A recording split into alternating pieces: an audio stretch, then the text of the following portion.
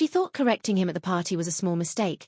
She had no idea it would lead to her head being slammed against a wall, blood pooling on imported marble, and a courtroom revelation so shocking that all of Lagos would be forced to choose sides in a battle between a powerful man and the wife he tried to destroy. Welcome to K-Smart Mythic Tales, where we bring you the most gripping African family dramas that will leave you breathless. Thank you for your incredible support. You are the reason we keep bringing these powerful stories to life. Before we dive into this story, kindly subscribe if you haven't already, drop a comment below telling us where you're watching from, and hit that like button to support powerful African storytelling. Don't forget to share this with someone who needs to hear this message.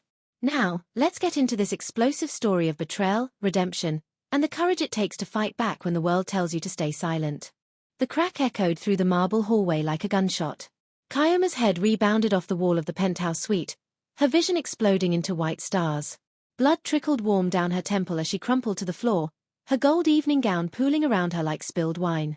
Through the ringing in her ears, she heard Dubem's voice, cold, unrecognizable. You think you can embarrass me? Me. In front of my colleagues. His colleagues. The men from Sterling and Associates, Lagos's most prestigious investment firm. They'd been celebrating downstairs just moments ago. Champagne flowing, jazz floating through the Victoria Island high-rise, the city lights of Lagos glittering through floor-to-ceiling windows. Chioma had been the perfect wife all evening, smiling, gracious, her law degree from University of Lagos hidden behind demure nods as Dubem's co-workers discussed deals she could have negotiated better than any of them. Until she'd corrected him. One small correction about a merger clause. In front of managing partner Olumide Bankole. Now she tasted copper and saw her husband's designer shoe inches from her face. Dubem, please, her voice cracked. His hand fisted in her Brazilian weave, yanking her head back. You will never make me look weak again. The door burst open. Jesus Christ. Olumide stood frozen, three other colleagues behind him, Tunde, Ngozi, and Yemi. Their shocked faces told Chioma everything, they'd heard it all. Dubem released her instantly, his expression shifting to practice charm. Gentlemen, Ngozi, this isn't what it looks like. My wife had too much to drink, she fell. We heard you. Ngozi's voice cut like glass. The only female partner stepped forward, her jewel still perfectly wrapped from the party. We heard everything, Dubem. 3 days earlier. Chioma had known something was wrong when Dubem insisted she attend the Sterling and Associates anniversary gala. In their 5 years of marriage, he'd never wanted her at corporate events. Why now, she'd asked, standing in their Lekki Phase 1 bedroom, surrounded by the luxury his salary afforded. Silk curtains, imported furniture, a walk-in closet larger than her childhood home in Surulere. Because Olumide keeps asking about you. Dubem straightened his Patek Philippe watch. He thinks I'm hiding you because you're not polished enough. The word stung, but Chioma was used to the small cuts. She'd given up her promising legal career at Bola Ige & Partners when Dubem demanded a wife who supported him properly. She'd stopped seeing friends when he called them local girls with no class. She'd learned to make herself smaller, quieter, invisible. But she'd been excellent at the gala. She always was when Dubem needed her to perform. Until that one moment. That one correction. Present. Olumide stepped into the penthouse, his eyes moving from Chioma's bleeding temple to Dubem's clenched fists. Pack your things. You're coming with us to give a statement. A statement. Dubem laughed, but panic flickered across his face. Olumide, we've worked together for 8 years. And I just watched you assault your wife. The managing partner's voice was steel. Tunde, call the police. Yemi, help Mrs. Okafor up. As Yemi and Ngozi helped Chioma to her feet, she caught Dubem's expression, raw fury mixed with something else. Fear. You won't do this, he hissed at his colleagues. You won't ruin me over this woman. That woman, Ngozi said quietly, supporting Chioma's weight, has a name. And yes, we will. The next hours blurred into police stations and hospitals. Lagos State Police at Victoria Island Division took statements while a doctor stitched the gash on Chioma's head, 6 stitches. Olumide, Ngozi, Tunde, and Yemi all gave detailed accounts. Security footage from the hallway captured audio. By sunrise, Dubem Okafor was in custody, and Chioma was sitting in a sterile hospital room, staring at her phone as it exploded with messages. News traveled fast in Lagos's elite circles. By noon, it would be everywhere. Investment banker arrested for domestic violence. Colleagues testify against him. Ngozi sat beside her, still in her evening gown. My driver will take you wherever you need to go. Do you have family? Chioma thought of her mother in Syria. They hadn't spoken in 2 years. Dubem had orchestrated a fight, claimed Chioma's family was too local for his image. She'd believed him. God, she'd believed everything. Her voice broke. I don't know where to go. Then you'll come home with me, Ngozi said firmly. Just for tonight. Tomorrow, we figure out the rest. As they left the hospital, Chioma caught her reflection in a glass door, the butterfly bandage on her forehead, her smudged makeup, her expensive gown torn at the shoulder. She looked like what she was, broken. But in Ngozi's eyes, she saw something else. Something that terrified and thrilled her simultaneously. The possibility of fighting back. Her phone buzzed. A text from an unknown number. You think this is over? You just destroyed my career. You'll pay for this. Dubem. Even from a cell, he was threatening her. Chioma's hand shook as she showed Ngozi the message. Forward it to the police, Ngozi instructed. And Chioma? This is just beginning. Are you ready? Was she? Ngozi's apartment in Ikoyi was nothing like the showpiece Chioma had shared with Dubem. It was smaller, warmer, walls covered with family photos, bookshelves crammed with legal texts and Nigerian literature, the scent of jollof rice and plantains drifting from the kitchen when Ngozi's house help, Patience, was preparing breakfast. Sit, Ngozi commanded gently, guiding Chioma to a plush sofa. Patience is making you food. You need to eat. Chioma hadn't eaten in 24 hours, but her stomach churned at the thought. I should call my mother. Do you want to? The question hung heavy. Chioma remembered their last conversation. Her mother, Mama Nkechi, begging her to come home for Christmas. Dubem standing beside her, shaking his head. Chioma lying, Mama, we have plans with Dubem's family. The disappointment in her mother's voice. The phone calls that grew less frequent until they stopped entirely. I don't know if she'll even answer, Chioma whispered. Ngozi handed her a phone. Only one way to find out. The phone rang 4 times. Chioma was about to hang up when, hello. Her mother's voice, achingly familiar, shattered something inside her. Mama, it's me. Silence. Then, Chioma? My God. Chioma? Where have you been? The tears came fast, unstoppable. Through sobs, Chioma told her everything. Not the assault, not yet, but the isolation, the control, the 2 years of silence Dubem had engineered. Her mother listened, and when Chioma finished, Mama Nkechi's voice was thick with emotion. Come home, my daughter. Whatever has happened, come home. 5 years earlier, Chioma Nwosu had graduated top of her class from University of Lagos Law School. She'd been brilliant, fierce, destined for partnership at Bola Ige and Partners. At 26, she'd had everything: career, confidence, a rent-controlled apartment in Yaba she shared with her best friend Adiz. She'd met Dubem Okafor at a corporate mixer. He'd been charming, successful, attentive in ways that made her feel special. He'd pursued her relentlessly, flowers at her office, surprise dinners at Orchid Bistro, weekend trips to Calabar. You're different from Lagos girls, he'd told her. You have substance. Looking back now, Chioma saw the manipulation. He'd love-bombed her, isolated her from friends. Adiz is jealous of what we have. Convinced her that marriage to him meant security, status, everything a woman should want. She'd quit her job 3 months after the wedding. A man who earns what I earn doesn't need a wife who competes with him, Dubem had said, making it sound reasonable, loving. Let me take care of you. She'd let him. And piece by piece, she disappeared. Present. By Monday morning, Lagos was talking.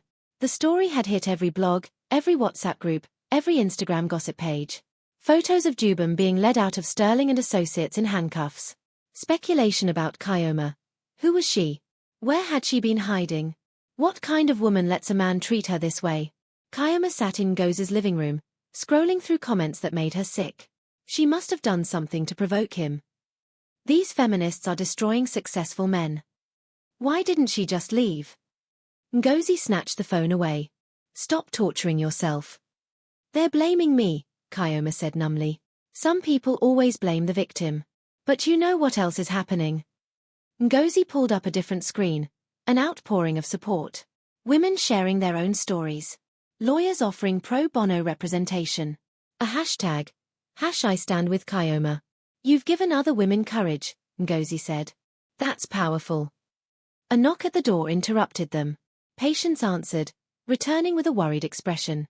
Madam Ngozi, there are journalists outside. They want to interview Madam Chioma. Chioma's heart hammered. I can't, I'm not ready. Then don't. Ngozi was firm. You don't owe anyone your story until you're ready to tell it. But as they watched through the window, cameras, reporters, the circus of public attention, Chioma realized something crucial. Her life would never be private again. Dubem had made sure of that when he'd slammed her head against that wall in front of witnesses. She could hide, or she could fight. Her phone rang. Unknown number again. Against Ngozi's advice, she answered. Chioma Okafor. A woman's voice, professional, crisp. Yes. My name is Folake Ademola. I'm a prosecutor with Lagos State Ministry of Justice. I'm building a case against your husband, and I'd like to meet with you. Are you willing to testify against him in court? Testify. Public court. Her private nightmare displayed for all of Lagos to dissect. But also, justice. Accountability.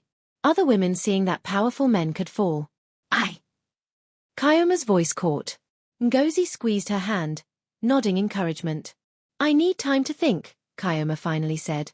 You have 48 hours, Folake replied. After that, I need your answer. And Mrs. Okafor? Your husband's family has hired Festus Okonkwo as his defense attorney. They're not playing around. If you're going to do this, you need to be all in. Festus Okonkwo. The most ruthless defense attorney in Nigeria. The man who'd gotten 3 politicians acquitted of corruption charges everyone knew they'd committed. After hanging up, Chioma felt the walls closing in. He'll destroy me in court. He'll make me look like... Like what? Ngozi challenged. A woman who was abused? That's the truth. They'll dig up everything. My past, my family, anything they can use. Let them dig. Ngozi's eyes flashed. You have nothing to be ashamed of.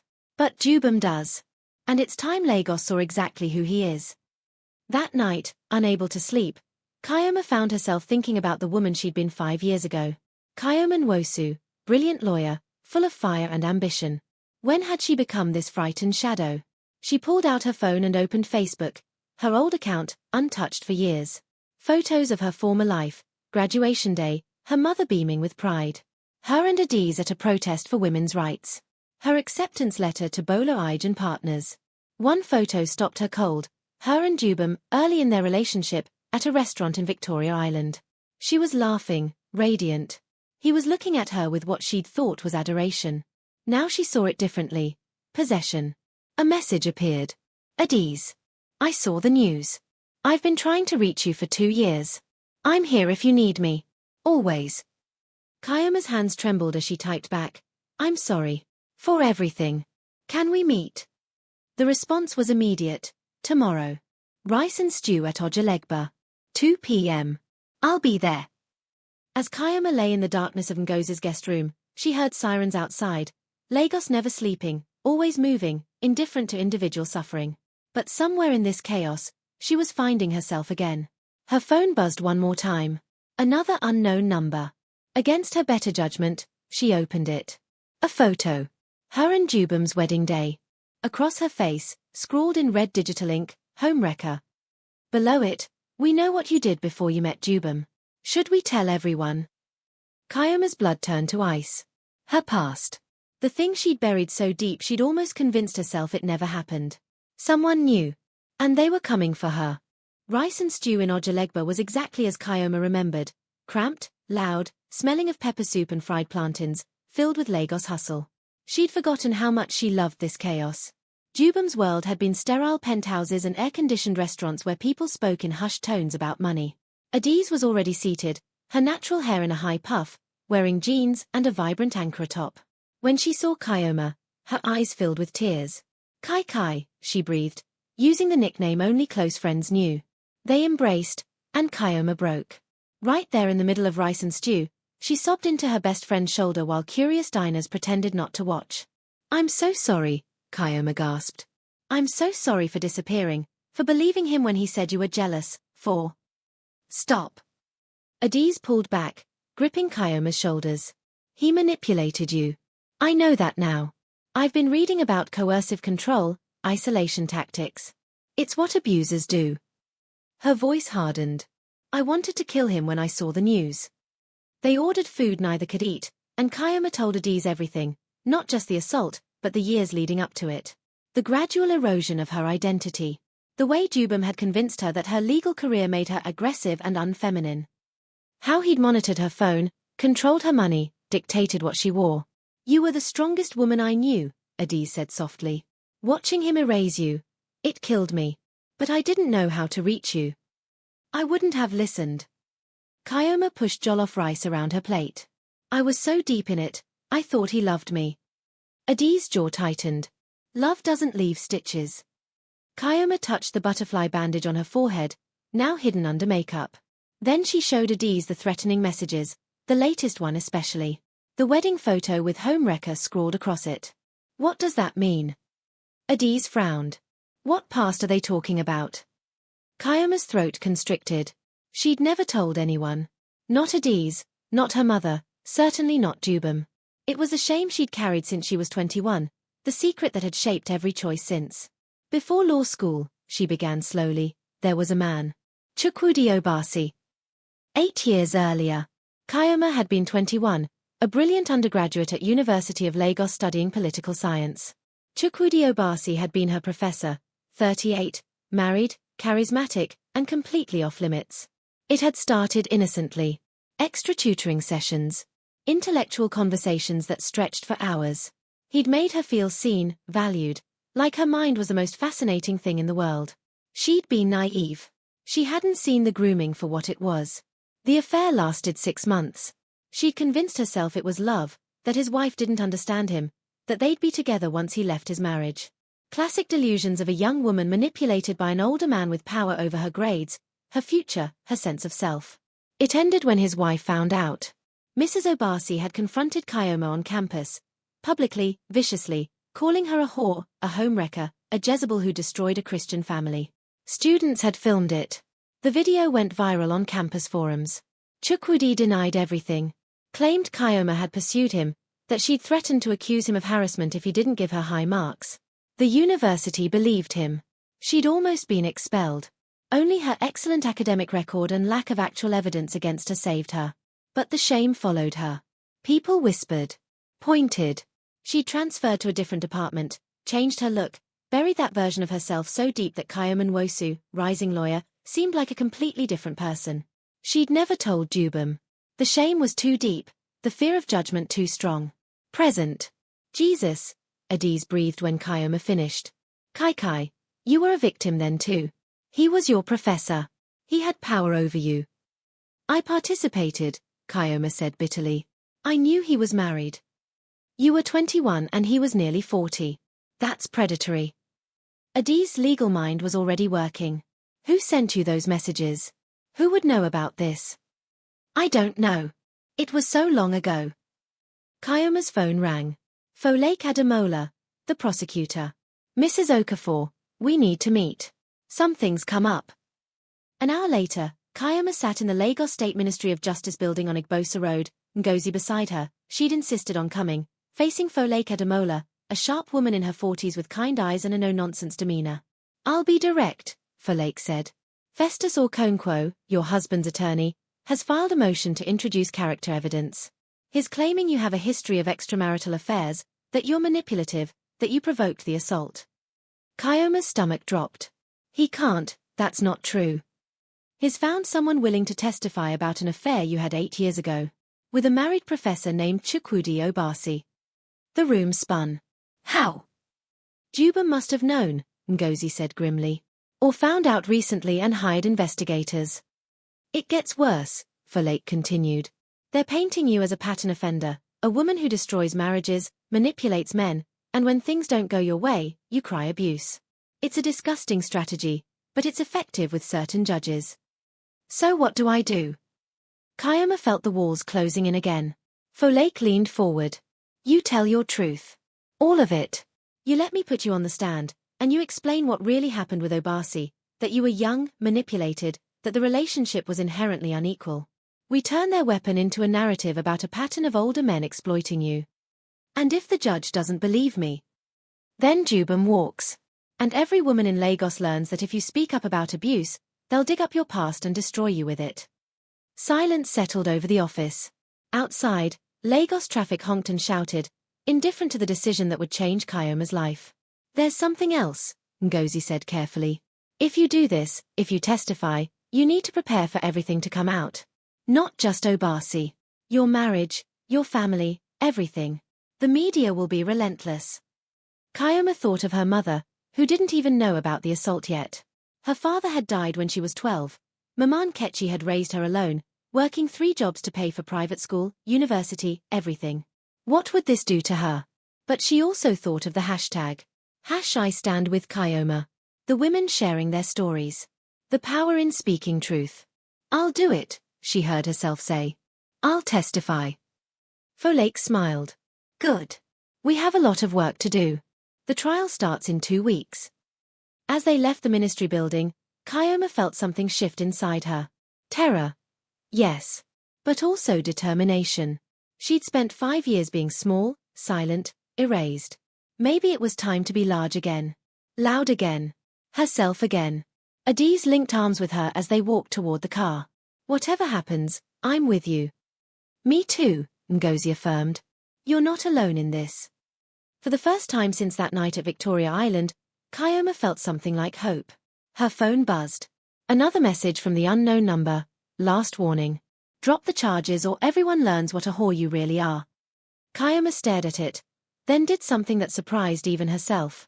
She screenshotted it and forwarded it to Folake with a message, evidence of witness intimidation. Add it to the case file. Then she blocked the number. What was that? Ngozi asked. Me fighting back. They'd almost reached the car when Chioma spotted him, a man watching from across the street. Middle-aged, vaguely familiar, holding a camera with a telephoto lens. A journalist? A private investigator? He raised the camera, and Chioma heard the rapid click of photographs. Before she could react, Adiz marched across the street. Who sent you? Who are you working for? The man lowered his camera, smiling coldly. Just doing my job, ladies. The public has a right to know who Chioma Okafor really is. You mean who Dubem Okafor wants them to think she is? Ngozi shot back. The man shrugged. Check tomorrow's papers. Should be an interesting story. He walked away, whistling. Chioma's hand shook. What did I just do? I should have stayed quiet, I should have. No. Adiz gripped her shoulders. You did exactly right. Running and hiding is what he wants. You're fighting. That's what scares him. That night, Chioma couldn't sleep. She kept thinking about tomorrow's papers, about what lies they'd print, about facing Dubem in court. At 3 a.m., she called her mother. Chioma? Are you okay? Mama. And she told her everything. The marriage, the abuse, the assault, the trial. Everything except Obasi. She wasn't ready for that conversation yet. Her mother listened in silence, then said simply, I'm coming to Lagos. Tomorrow. You will not face this alone. Mama, you don't have to. I am your mother. This is not negotiable. After they hung up, Chioma felt something loosen in her chest. She'd spent so long isolated that she'd forgotten what it felt like to be surrounded by people who loved her unconditionally. She opened her laptop, her old one, from before Dubem, that she'd left at Adiz's apartment years ago and just recovered. Her old files were still there, including one she'd forgotten about, her application essay for the Nigerian Bar Association's Young Lawyer Award, written 7 years ago. She read her own words, I believe the law exists to protect the vulnerable from the powerful. To give voice to those society would silence. To ensure that justice is not a privilege of the wealthy, but a right of every human being. Who was that woman? So idealistic. So fierce. Still here, Chioma thought. Buried, but still here. She opened a new document and began typing. Her statement for court. Her truth, in her own words. At sunrise, Ngozi knocked softly. The papers are out. Chioma braced herself and looked at the headline Ngozi showed her. Chioma Okafor, husband beater's sordid past, homewrecker, liar, or victim. Lagos divided. The article was vicious. It detailed her relationship with Obasi, painted her as a seductress who'd destroyed a marriage, implied she'd done the same with Dubem. Comments below were worse, some supportive, many cruel. But there was also another article, from a feminist blogger named Kemi Ajayi. The system is designed to silence women like Chioma Okafor. We must not let it. Kemi had written a powerful piece about victim blaming, about how society punishes women for surviving abuse by dragging up every mistake, every moment of humanity, and using it as evidence that they deserved what happened to them. Chioma Okafor may not be perfect, Kemi wrote. But she didn't deserve to have her head slammed against a wall. No woman does. And if we let them silence her by weaponizing her past, we're telling every abuse survivor in Nigeria, your pain doesn't matter if you've ever been anything less than a saint. Chioma read it 3 times, tears streaming down her face. I want to meet her, she told Ngozi. Kemi Ajayi. I want to thank her. Better than that, Ngozi said, pulling out her phone. I'll arrange an interview. Tell your story directly. No filter, no spin. Just you. Are you sure that's wise? Chioma hesitated. Dubem's lawyers are controlling the narrative. It's time you controlled your own. Before Chioma could respond, her phone rang. Folake. Have you seen the news? The prosecutor asked. Yes. Good. Because I'm accelerating the trial. We go to court in 1 week. Dubem's team wants to bury you in bad press before we even start. We're not giving them that chance. 1 week. 7 days to prepare to face her abuser in public. To tell her truth to strangers who'd already judged her. To risk everything for the possibility of justice. I'm ready, Chioma said, surprised to find she meant it. After hanging up, she looked at Ngozi. Let's do the interview. All of it. The truth. Ngozi smiled. That's the Chioma we need. But as the morning progressed and preparations began, Chioma's phone buzzed with a message that made her blood run cold. It was from Chukwudi Obasi, her former professor, the man she hadn't spoken to in 8 years. I hear you're going to court. I've been contacted by Dubem's lawyers. They want me to testify about our relationship. I'm sorry, Chioma, but I have to protect my family. I'll be telling them you pursued me aggressively. I hope you understand. Chioma stared at the message, rage and betrayal burning through her. The man who'd groomed her, manipulated her, ruined her reputation. Now he was going to lie in court to save a wife-beater. And there was nothing she could do to stop him. Don't forget to like, subscribe, and share this story with someone who loves emotional drama. What do you think happens next? Comment below. The High Court of Lagos State on Igbosa Road was imposing. White colonial architecture, marble floors that echoed with every footstep, the weight of centuries of Nigerian jurisprudence pressing down on everyone who entered. Chioma stood outside Courtroom 7, wearing a simple navy dress Ngozi had helped her choose, look respectable, but not like you're trying too hard, her natural hair pulled back, minimal makeup. Her mother stood beside her. Maman Kechi had arrived from Surulere 2 days ago and hadn't left her side since. Are you ready? Folake Ademola asked, her litigation bag heavy with evidence, witness statements, medical reports. Chioma wasn't sure she'd ever be ready. But she nodded anyway. Inside, the courtroom was already full, journalists, curious onlookers, activists from Women's Rights Nigeria holding signs that read #Justice for Chioma. And on the other side, Dubem's family, his mother, 3 brothers, cousins, all dressed in expensive traditional attire, their expressions hostile. Then she saw him. Dubem sat at the defense table beside Festus Okonkwo, wearing a designer suit, his expression perfectly calibrated, a mixture of confused hurt and wounded dignity. He looked like the victim. That's exactly what his lawyers wanted. When their eyes met, his gaze was cold, calculating. No remorse. No shame. Just fury that she dared to fight back. All rise for Justice Adiwale Ogunle. The judge entered, a man in his early 60s, stern-faced, with a reputation for being fair but traditional. Chioma's heart sank slightly. She'd researched him. He'd ruled against women in several domestic violence cases, citing insufficient evidence or provocation. This would be an uphill battle. Day 1. Opening statements. Folake went first, her voice clear and passionate. Your Honor, this is a simple case. On the night of October 15th, Dubem Okafor violently assaulted his wife in their Victoria Island home, causing injury that required medical treatment. This assault was witnessed by 4 of Mr. Okafor's own colleagues from Sterling and Associates, all of whom will testify to what they saw and heard. The evidence is overwhelming. The defense will try to confuse you with character attacks and irrelevant history. Don't let them. Focus on the facts. A man brutally attacked his wife. That is a crime, regardless of who the victim is or what her past may be. Then Festus Okonkwo stood, a large man with a booming voice and decade of courtroom experience. His opening was devastating. Your Honor, what we have here is a woman with a documented history of deception and manipulation. Chioma Okafor, born Chioma Nwosu, has a pattern of inserting herself into the lives of successful men, causing chaos, and when confronted with her behavior, crying victim. 8 years ago, she carried on an illicit affair with her married university professor, nearly destroying his family. When exposed, she claimed she was innocent. Now, after years of living in luxury provided by my client's hard work, she manufactures an assault claim after he discovered her latest infidelity. The so-called witnesses? Colleagues who'd been drinking at a party, who heard an argument through a closed door and rushed to conclusions. This is not a case about domestic violence.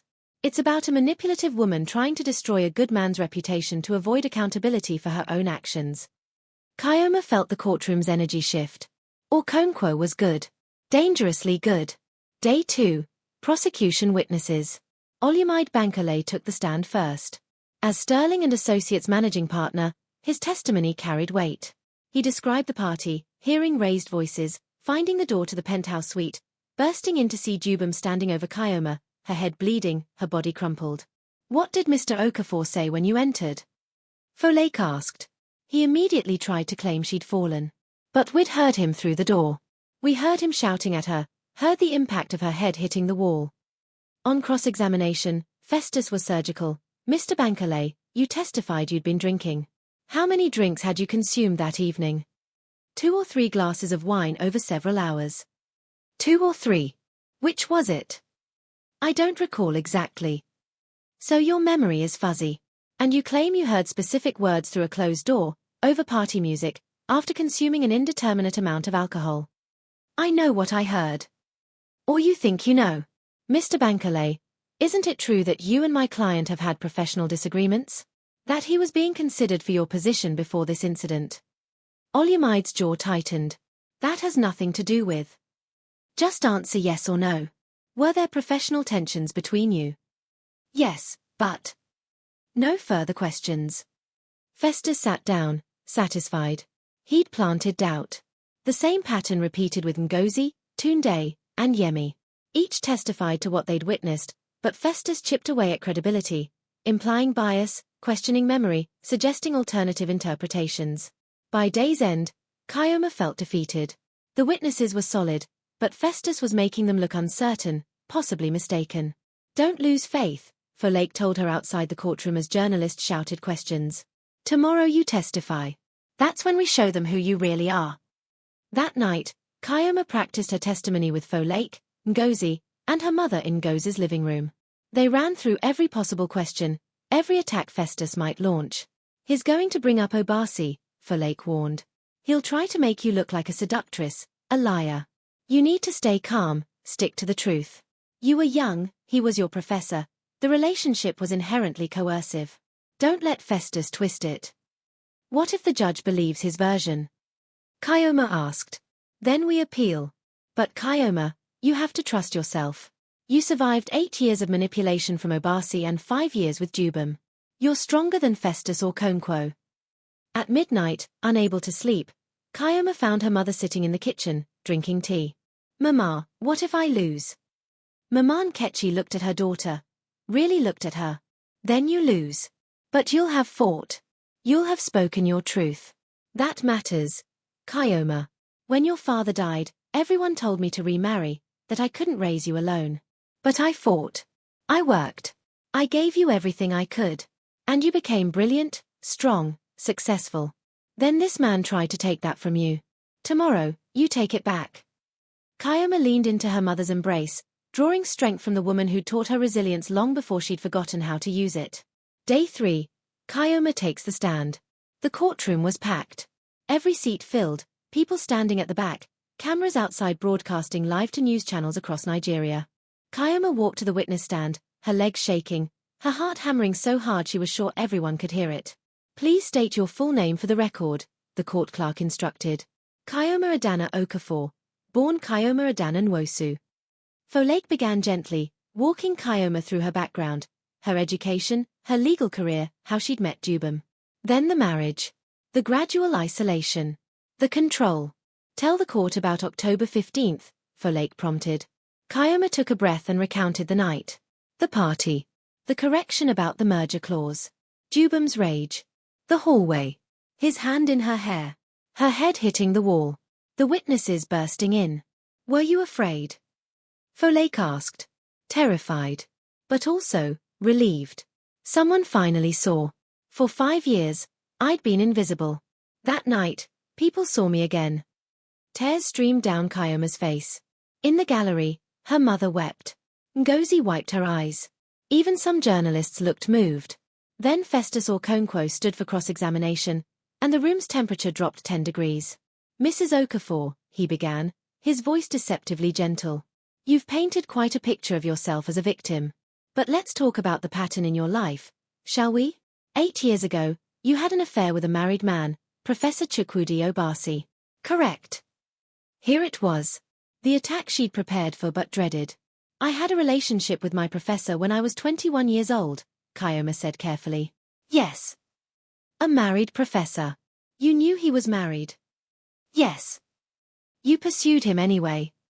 He pursued me. He was my teacher. He had power over me, my grades, my academic future. I was young and I made a mistake, but it wasn't. Please just answer the question.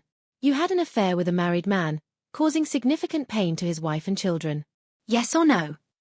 Chioma's throat tightened. It wasn't that simple. Yes or no, Mrs. Okafor? Yes, but... No further questions about that point.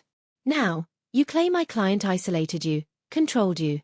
Yet you lived in a multi-million naira penthouse, wore designer clothes, attended elite social functions. That's an odd kind of imprisonment, isn't it? Money doesn't mean freedom, Chioma said, finding her voice. He controlled every aspect of my life. Did he lock you in? Chain you? Prevent you physically from leaving? No, but... So you could have left any time. But you chose to stay. Because the lifestyle was comfortable. Isn't that the truth? Rage flared in Chioma's chest. This was exactly what Dubem had done, twisting her reality, making her doubt herself. But she wasn't that woman anymore. I stayed because he made me believe I was nothing without him, she said, her voice stronger now. Because he systematically destroyed my confidence, my relationships, my sense of self. That's what abusers do, Mr. Okonkwo. They don't need chains when they can convince you that you're worthless. Festus's eyes flashed. He'd lost control of the witness. You're very articulate for someone who claims to have been so broken. I was broken. These past weeks, with the help of people who actually care about me, I've started healing. But on October 15th, I was terrified. And your client exploited that terror for 5 years. Objection. Festus barked. Speculation. Sustained, Judge Ogunle said. Mrs. Okafor, stick to facts. Festus changed tactics. You've been in contact with women's rights activists. You've become quite the cause célèbre. Isn't it true this trial is more about advancing a political agenda than actual justice? This trial is about holding my husband accountable for slamming my head into a wall, Chioma said evenly. If that's political, then yes, I suppose it is. Some spectators applauded. Judge Ogunle banged his gavel. Order! Another outburst and I'll clear this courtroom. Festus tried several more lines of attack, but Chioma held firm. By the time she stepped down, exhausted and shaking, she felt something she hadn't in years, pride. She'd stood up to Festus Okonkwo. Maybe, just maybe, she could win this. Day 4, the defense's turn. Dubem took the stand, and Chioma watched in sick fascination as he performed. He was charming, remorseful, confused by these allegations against him. I love my wife, he said, his voice breaking perfectly. That night, she was intoxicated. She stumbled. I tried to help her, and yes, we argued. Marriages have arguments, but I never intentionally harmed her. When my colleagues burst in, they misunderstood what they were seeing. Folake's cross-examination was brutal, but Dubem was slippery. He had an answer for everything, a justification, an alternative explanation. Then came Chukwudi Obasi. Chioma's former professor looked older, grayer, but still carried himself with academic arrogance.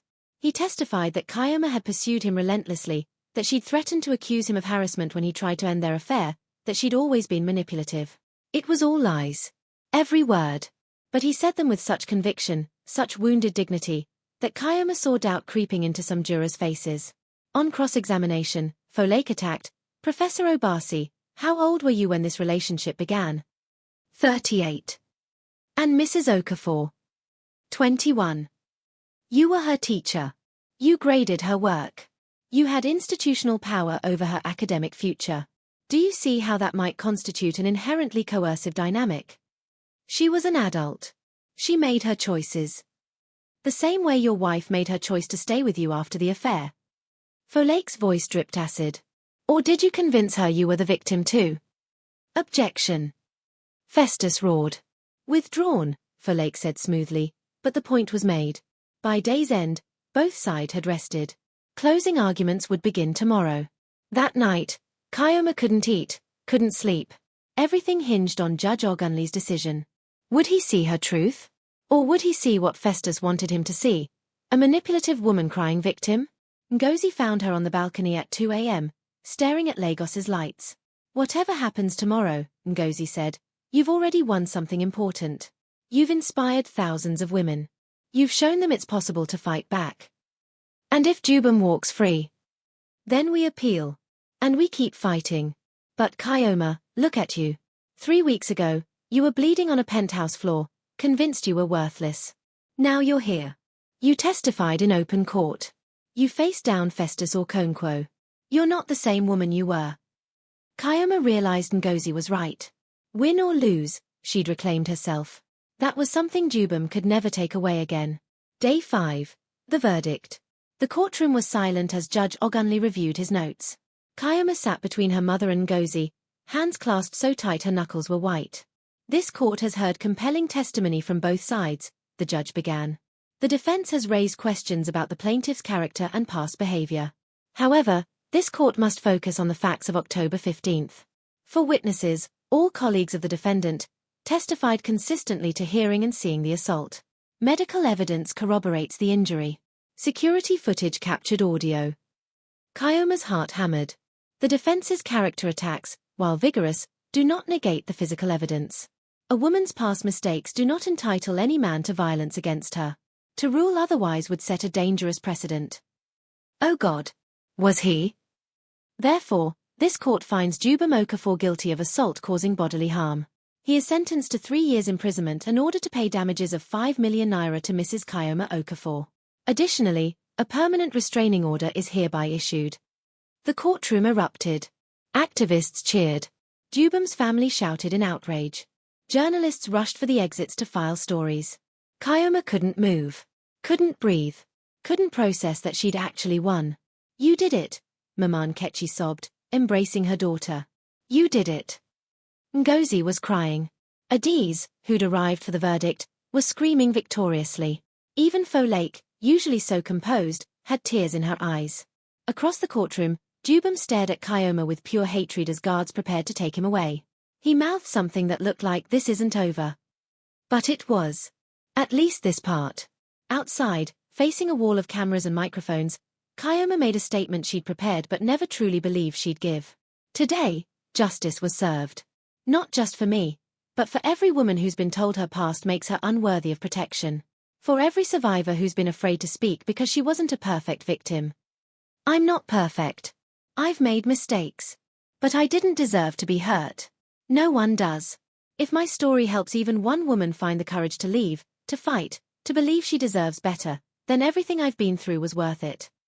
The crowd erupted in applause. That night, celebrations at Ngozi's apartment. Adiz brought champagne. Mama Nkechi cooked jollof rice and chicken. Women from the activist group stopped by with flowers and tears and gratitude.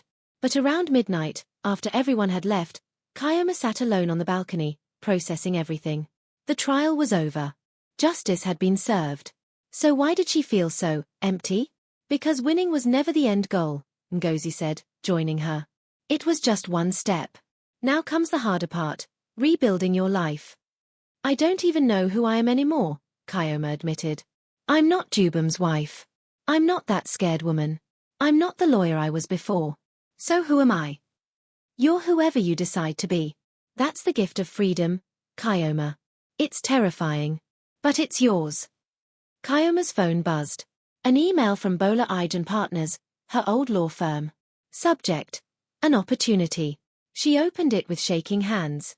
Dear Mrs. Okafor, we've been following your case with great interest and admiration. We remember the brilliant young lawyer you were, and we see the courageous woman you've become. We'd like to offer you a position in our newly formed Domestic Violence Legal Aid Division. No pressure, just an open door, should you choose to walk through it. Sincerely, Senior Partner Bola Ige. Chioma stared at the email, tears streaming down her face. A way back. A purpose. A chance to use her pain to help others. What is it?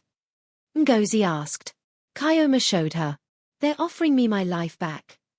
No, Ngozi corrected gently. They're offering you a chance at a new life. Better than the old one. Yours alone. Chioma looked out at Lagos, chaotic, beautiful, full of possibility. Somewhere in this city were women like her, trapped, afraid, believing they had no way out. Maybe she could help them find one.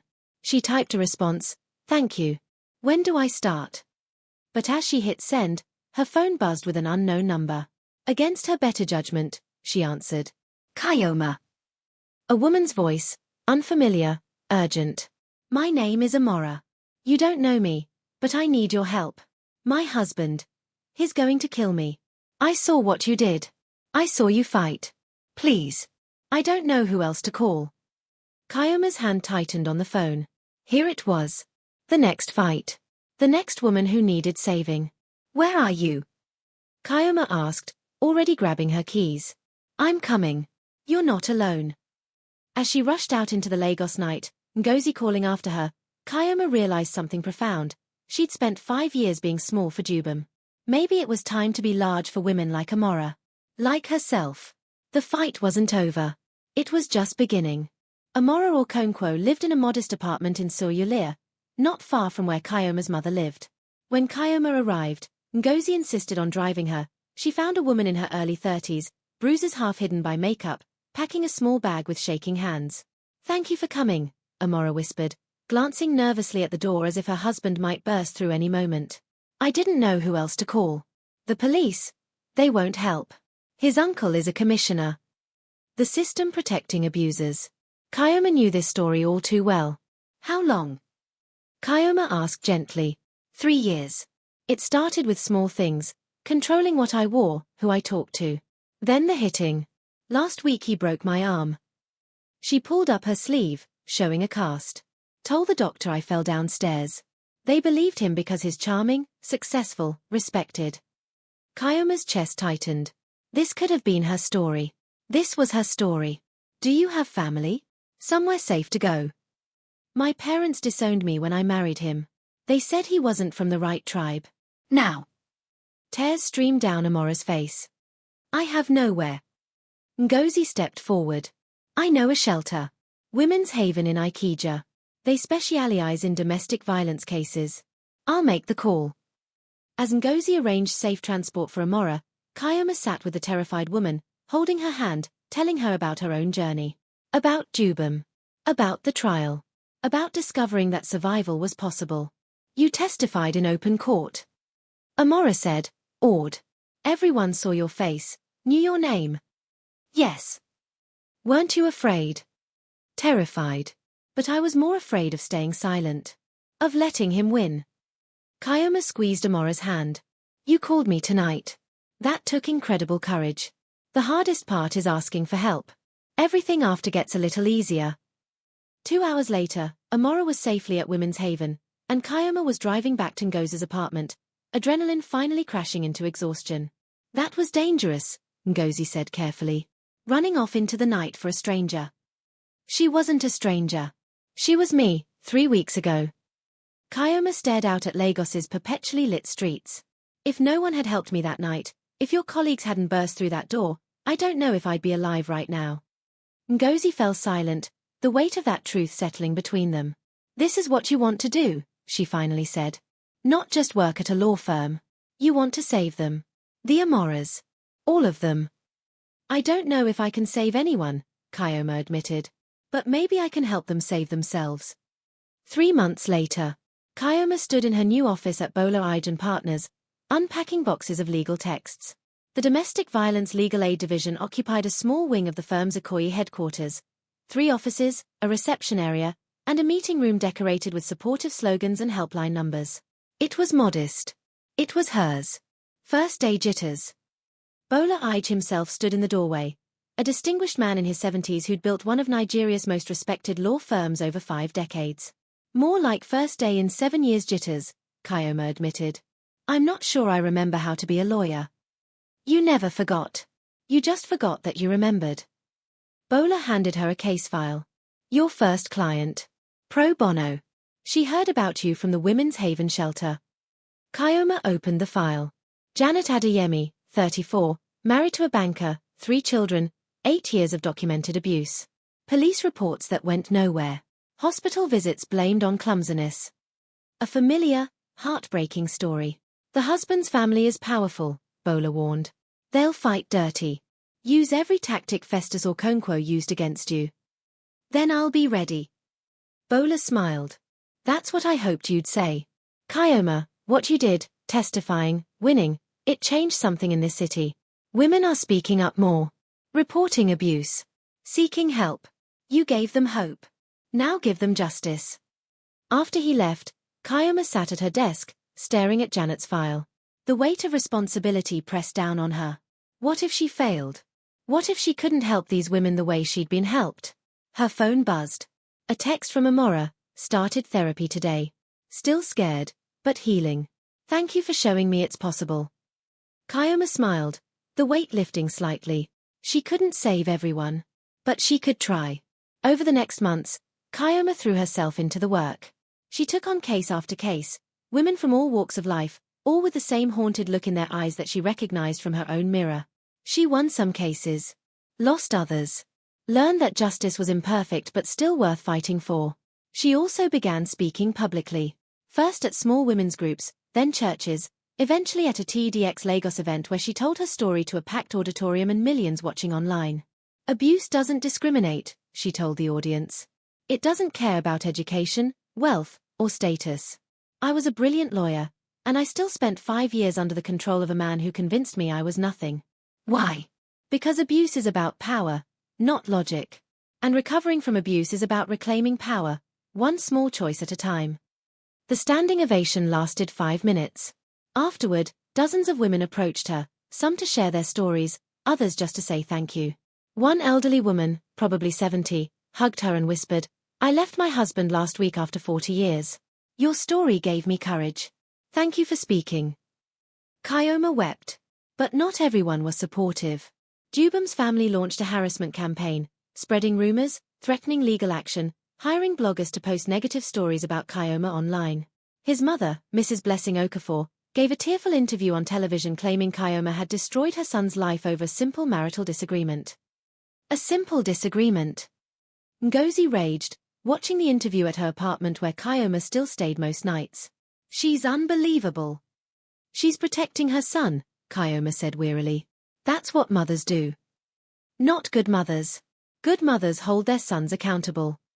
The harassment escalated when someone leaked Chioma's old university records, including documentation of the Chukwudi Obasi affair. Social media exploded with fresh judgment, fresh accusations. Once a homewrecker, always a homewrecker.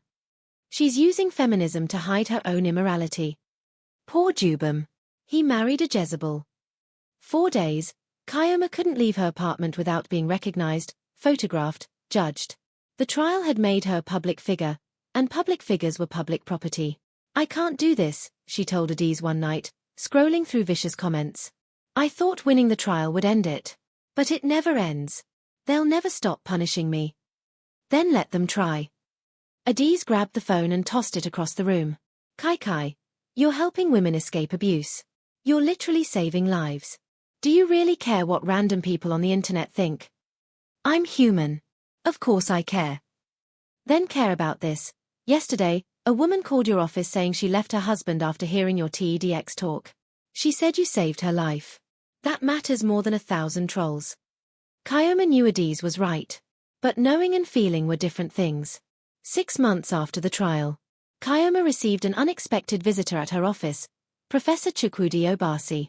I don't want you here, she said immediately. not standing from her desk. I know. But I need to apologize. He looked older, smaller than she remembered. What I said in court, the lies I told, I've been carrying that guilt. Guilt. Chioma's laugh was bitter. You manipulated a 21-year-old student, ruined her reputation, then lied under oath to protect a woman beater. And now you feel guilty. Yes. His voice cracked. I was wrong, Chioma. About everything. The affair, the power imbalance, my testimony. I let Festus Okonkwo convince me that protecting my reputation mattered more than telling the truth. I was wrong. Chioma studied him, this man who'd once seemed so impressive, so important. Now he just looked pathetic. Why are you telling me this? Because you deserve to hear it. And because. He pulled out a document. I've written an affidavit. The truth about our relationship, that I pursued you, that the power dynamic was coercive, that you were young and I exploited that. I'm filing it with the court. If you want to use it to appeal the character assassination from the trial, you can. Chioma took the document with shaking hands. It was detailed, honest, damning to Obasi's own reputation. This will destroy your career, she said. I know. But watching you fight for other women while I stay silent. I can't do it anymore. I need to take responsibility. Even if it's 8 years too late.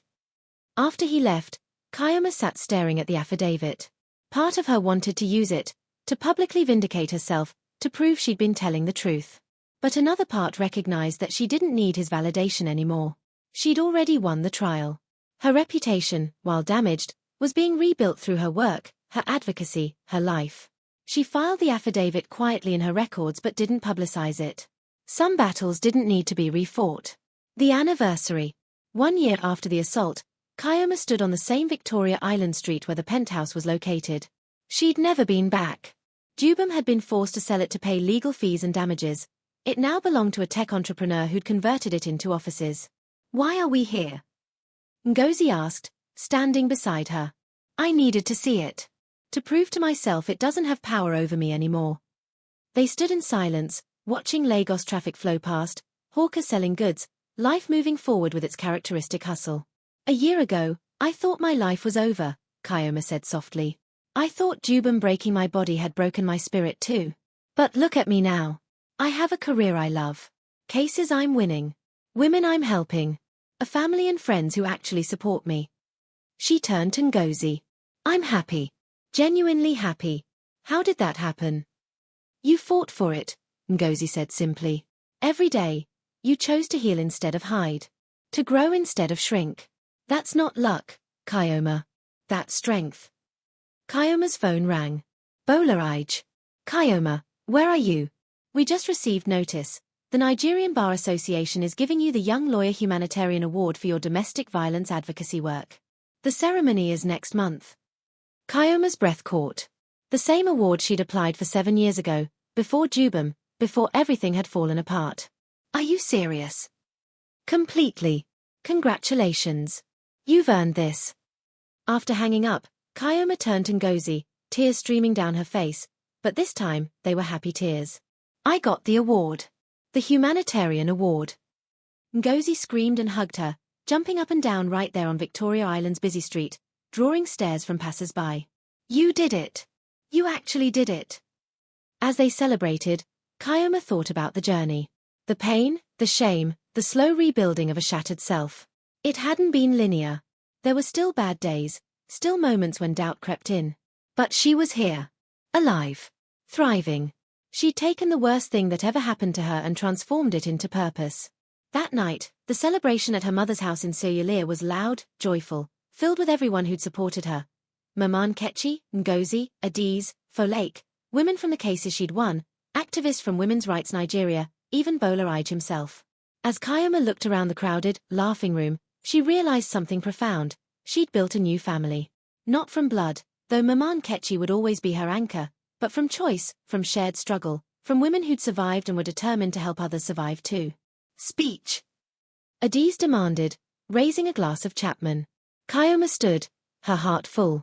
A year ago, I was on the floor of a penthouse, bleeding, believing I deserved it because a man had convinced me I was worthless. Today, I'm standing in my mother's house, surrounded by people I love, receiving an award for helping other women escape what I escaped. If you told me a year ago this was possible, I wouldn't have believed you. But here I am. Here we are. Because we don't survive abuse alone. We survive together. Every woman in this room has saved me in some way. Thank you. For seeing me. For believing me. For fighting with me. The room erupted in applause and tears and more Chapman toasts. But around midnight, as guests were leaving, Chioma stepped outside for air and found Mama Nkechi sitting alone in the small courtyard. Mama. Come, sit. Her mother patted the space beside her. I was just thinking about your father. Wishing he could see you now. He'd be proud. So proud. But also. Mama Nkechi took her daughter's hand. He'd want me to tell you something I should have said a year ago, when you first told me about Dubem. I'm sorry. Sorry? Mama, you've been my rock. I'm sorry I didn't see it sooner. The way he isolated you. The control. I told myself you were busy with your new life, that I shouldn't interfere. But a mother should know. I should have fought harder to reach you. Mama, it's not your fault. Dubem was clever. He made it seem like everything was my choice. Still. I failed you. And I won't fail you again. Whatever you need, whoever you become, I'm here. They held each other in the darkness, two women who'd survived their own battles, stronger together. Chioma's phone buzzed. An email from an unfamiliar address. She almost ignored it, but something made her open it. Subject: You need to see this. The email contained a link to a video. Against her better judgment, Chioma clicked. It was security footage from Victoria Island, but not from the night of her assault. This was from 2 weeks before. The timestamp showed Dubem entering a hotel with a woman who wasn't Chioma. The email continued, there are 5 more videos like this. Dubem was having affairs throughout your marriage. His family knows. They covered it up. I worked for Sterling and Associates as his assistant. I have proof of everything. If you want it, call me. A phone number was attached. Chioma stared at the video, her emotions churning. Part of her felt vindicated. See, he was the liar, the cheater, not her. Part of her just felt sad. 5 years of her life wasted on a man who'd never valued her. What is it? Mama Nkechi asked, seeing her expression. Evidence that Dubem was worse than I even knew.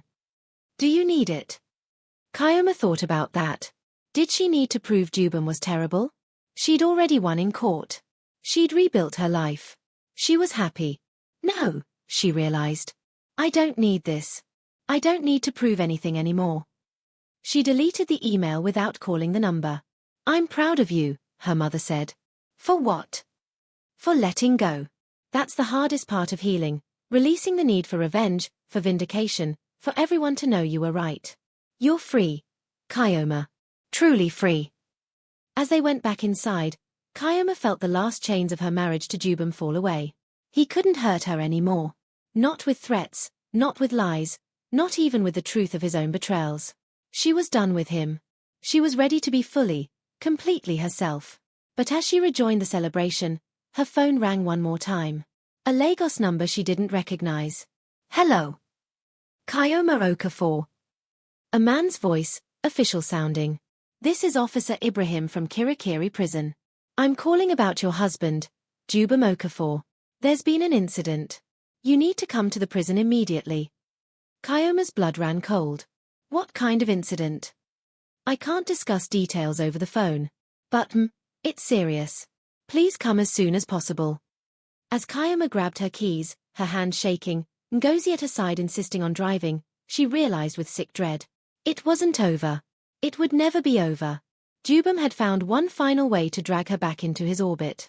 Kirikiri Maximum Security Prison sat on Lagos's mainland like a concrete scar, grey walls topped with razor wire, guards with expressions as hard as the facility itself.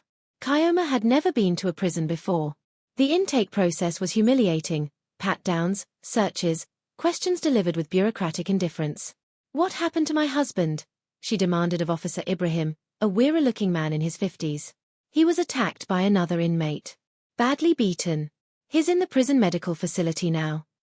Ibrahim studied her face. You're the wife he assaulted. Yes. Then you're a stronger woman than most, coming here. He led her through a series of locked doors, each clanging shut behind them with terrible finality. He's been asking for you since he regained consciousness. Kept saying your name. Chioma's emotions were a tangled mess. She'd worked so hard to move past Dubem, to reclaim her life. Now she was being pulled back into his world. Even here, even in prison. The medical facility was a converted classroom. Bare walls, 6 beds, the smell of disinfectant failing to mask something fouler underneath. Dubem lay in the furthest bed, his face swollen and bruised, one arm in a cast, bandages around his torso. He looked nothing like the powerful investment banker who'd controlled her life. He looked broken. When he saw her, tears leaked from his swollen eyes. Chioma. You came. The officer said you were asking for me. She stayed near the door, maintaining distance. What happened? There's a man here. His brother was someone I prosecuted in a business deal years ago. He's been threatening me for months. Yesterday, he and 3 others. Dubem's voice cracked. They said I deserved it. That men who hurt women deserve worse than anything they can give. Chioma felt no satisfaction in his suffering. Just a strange, hollow sadness. Why did you ask for me, Dubem? Because you're my wife. Was your wife? The divorce papers were filed 3 months ago. I know. I signed them. He struggled to sit up, wincing. Chioma, I need to tell you something. Something I should have said a year ago. I don't want to hear apologies you don't mean. It's not an apology. It's the truth. He took a shaky breath. That night at Victoria Island. When I hurt you. It wasn't the first time. Chioma's stomach dropped. What? There were other times. In our bedroom. When you were sleeping.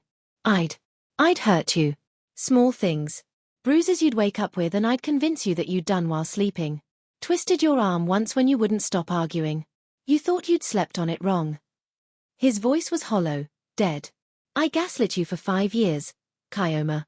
Made you doubt your own reality. The assault you remember, that my colleagues witnessed? That was just the first time I couldn't hide it. The room spun. Chioma gripped the doorframe for support. All those mornings she'd woken up sore, confused, and Dubem had been so concerned, so caring. You must have had a bad night, my love. Let me get you painkillers. He'd been hurting her in her sleep. Why are you telling me this? Her voice was barely a whisper. Because lying in this bed, beaten, powerless, I finally understand what I did to you. What it feels like to be helpless. To be hurt and unable to stop it. More tears. I don't expect forgiveness. I don't deserve it. But I needed you to know the full truth. You weren't crazy. You weren't imagining things. I was a monster. Chioma wanted to scream, to rage, to hurt him the way he'd hurt her. But looking at him, broken, crying, genuinely remorseful for perhaps the first time, she felt something unexpected. Pity. I hope you get the help you need, Dubem, she said quietly. Because whatever made you capable of doing those things to someone you claim to love, that's something you'll have to live with forever. Not me. I'm done carrying your darkness. She turned to leave. Chioma, wait. His voice was desperate. There's something else. Something you need to know before. An alarm blared. Red lights flashed. Officer Ibrahim burst into the medical facility. Lockdown. Riot in Block C. You need to evacuate now.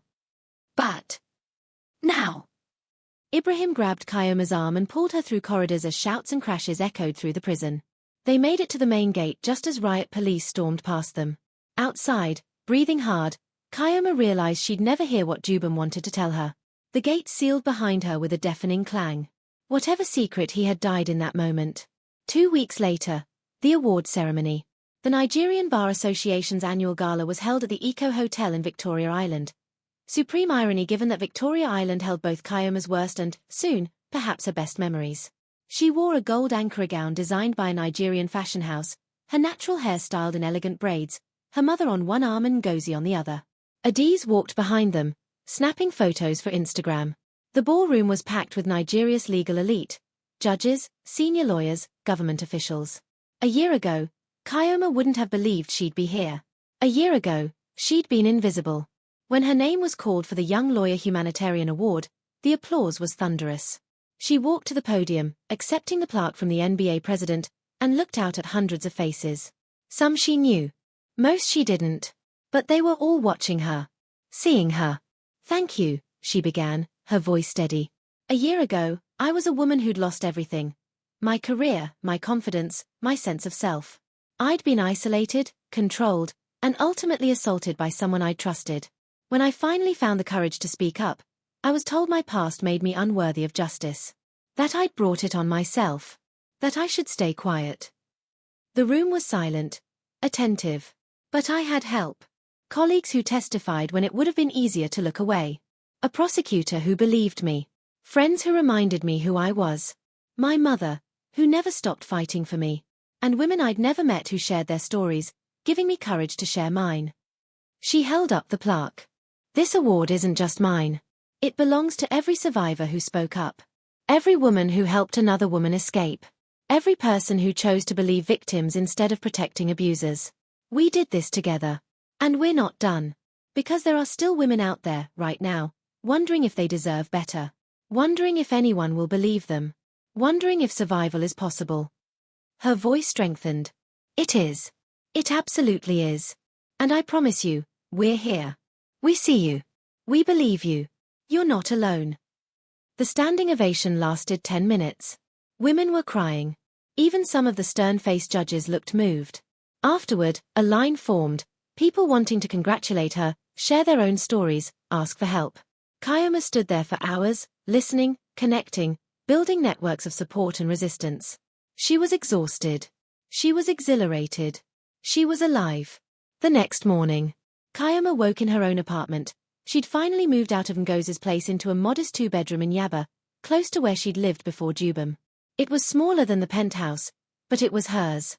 Every piece of furniture chosen by her. Every color on the walls reflecting her taste. Her books, her music, her life. She made coffee, real coffee, not the expensive blend Dubem had insisted on, and sat on her small balcony watching Lagos wake up. Hawkers setting up stalls. Okada drivers revving engines. The beautiful, chaotic dance of her city. Her phone buzzed. A news alert, Kirikiri prison riot results in 2 deaths. 1 inmate identified as Dubem Okafor. Chioma's coffee cup slipped from her hand, shattering on the balcony floor. Dubem was dead. She read the article with shaking hands.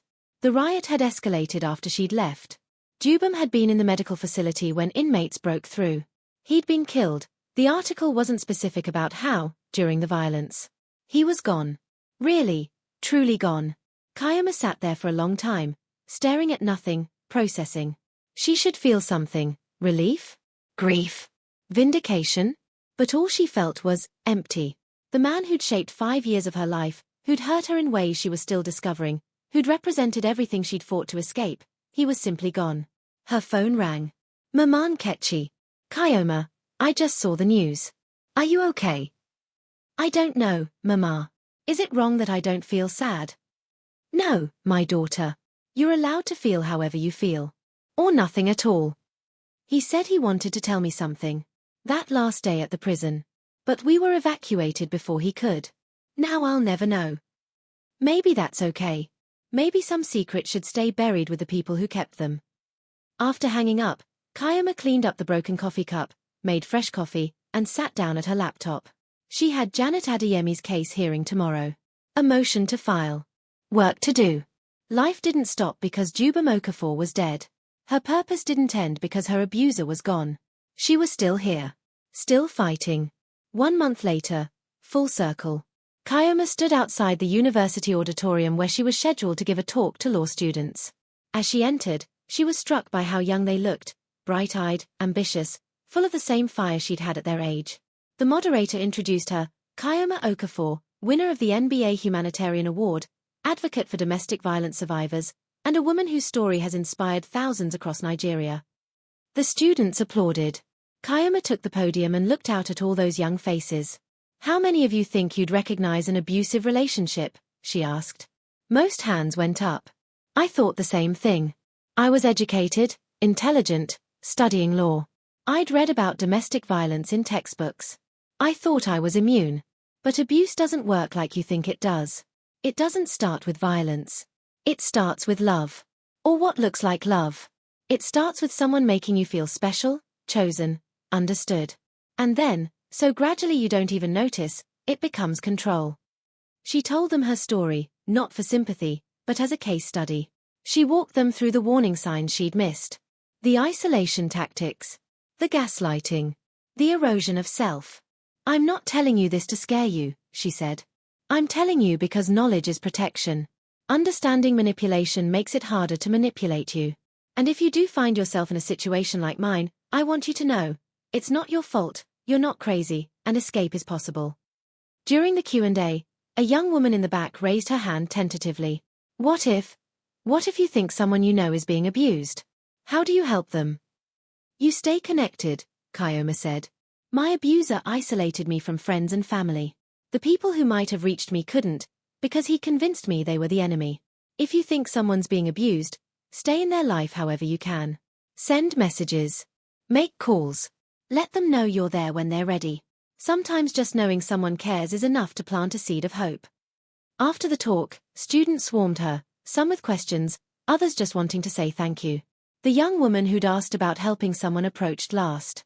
"My sister," she said quietly. "Her boyfriend. I think is hurting her. But she won't listen to me." Chioma gave her the Women's Haven contact information, her own office number, resources for family members of abuse victims. "Don't give up on her," Chioma said. "Even if she pushes you away. One day she might need you. Be ready." As Chioma left the university, walking through campus where she'd studied a lifetime ago, she passed the political science building where she'd first met Chukwudi Obasi, where her story of manipulation had begun. She stood looking at it for a long moment, then turned away. That chapter was closed. She'd survived Obasi. She'd survived Dubem. She'd survived every person and every system that tried to tell her she was worthless. And she'd done more than survive. She transformed her pain into purpose. Her trauma into triumph. Her silence into a voice that now reached thousands. Her phone buzzed. A text from an unknown number. "My name is Grace. I just left my husband after 12 years. I saw your TEDx talk. Can you help me?" Chioma smiled, typing back, "Yes. You're not alone. Let's talk." As she walked toward the car when Ngozi waited, Chioma thought about the journey from that blood-stained Victoria Island penthouse to here, victorious, purposeful, holy herself. It hadn't been linear. It hadn't been easy. There would be more hard days ahead. But she was done being small. Done being silent. Done letting anyone define her worth. She was Chioma Adana Okafor, born Wosu. Lawyer. Advocate. Survivor. And she was just getting started. Behind her, the university bell tower chimed, marking time, marking change, marking the endless possibility of transformation. Lagos stretched out before her, chaotic, beautiful, full of women who needed saving and women ready to do the saving. She was one of both. And that was enough. 2 years later, the Domestic Violence Legal Aid Division had expanded to 3 locations across Lagos. Chioma's team now included 8 lawyers, 2 social workers, and partnerships with 5 shelters. She stood in her main office, looking at the wall of photos, women they'd helped. Amora, now running her own small business. Janet Adeyemi, divorced and free with her children. Grace, the woman who'd texted her after the university talk, now an advocate herself. Hundreds of stories. Hundreds of lives changed. Ready. Adiz appeared in the doorway, checking her watch. The press conference starts in 30 minutes. Chioma grabbed her notes for the announcement of the new National Domestic Violence Hotline she'd helped establish, funded by grants and donations from across Nigeria and the diaspora. As they drove to the press conference, Chioma's phone rang. A Lagos number. "Hello. Mrs. Okafor." A woman's voice, professional. "This is Dr. Adaku Obi from Lagos University Teaching Hospital. I'm calling about Mrs. Blessing Okafor. She's listed you as her emergency contact." Blessing Okafor. Dubem's mother. The woman who'd called her son's assault a simple marital disagreement. "Is she okay?" "She's stable, but she's asking to see you. She says it's urgent." About her son. Dubem had been dead for 2 years. What could possibly be urgent now? Against her better judgment, Chioma agreed to visit after the press conference.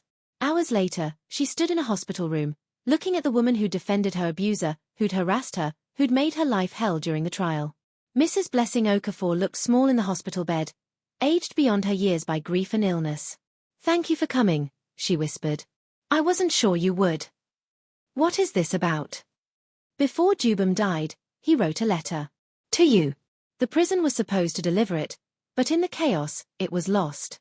I only found it last week when going through his things. She pulled an envelope from her bedside table with shaking hands. He wanted you to have this. Chioma stared at the envelope, her name written in Dubem's familiar handwriting. I don't want it. Please. Read it. Then you can throw it away if you want. But I think you need to know what it says. Chioma took the letter, feeling its weight, literal and metaphorical. I was wrong about you, Mrs. Okafor said, tears streaming. I was so desperate to believe my son was good that I refused to see the truth. I defended a man who hurt you. I'm sorry. I know it's too late, but I'm sorry. Chioma looked at this broken mother, and felt that familiar pity. Dubem had victimized so many people, including his own family. Thank you for the apology, Chioma said quietly. I hope you find peace. She left without opening the letter. Outside, in her car, with Adiz beside her, Chioma held the envelope. Are you going to read it? Adiz asked. Chioma thought about it. About closure, about final words, about whether she needed anything from Dubem, even posthumously. No, she decided. Whatever he wanted to say, it doesn't matter anymore. I've written my own ending to our story. I don't need his version. She tore the letter in half, then quarters, then eighths, until it was confetti in her hands. She rolled down the window and released it into the Lagos wind, watching the pieces scatter and disappear into the chaos of the city. Goodbye, Dubem, she whispered. You don't get the last word. I do. As they drove away, toward her next case, her next fight, her next woman to help save, Chioma felt completely, utterly free. The story that began with her head slammed against a Victoria Island wall had ended with her standing tall, unbroken, transformed. She'd fought. She'd survived. She'd triumphed. And she would keep fighting, for every woman still trapped, still silent, still believing they deserved the pain. Because if Chioma Okafor could escape, could heal, could become a voice for the voiceless, anyone could. And that was the truth that would echo through Lagos, through Nigeria, through every woman who heard her story and found courage to write their own ending. The end. If this story moved you, please like, subscribe, and share it with someone who needs to hear it. Comment below. What was the most powerful moment for you? And remember, if you or someone you know is experiencing domestic violence, help is available. You are not alone. You deserve better. And escape is possible.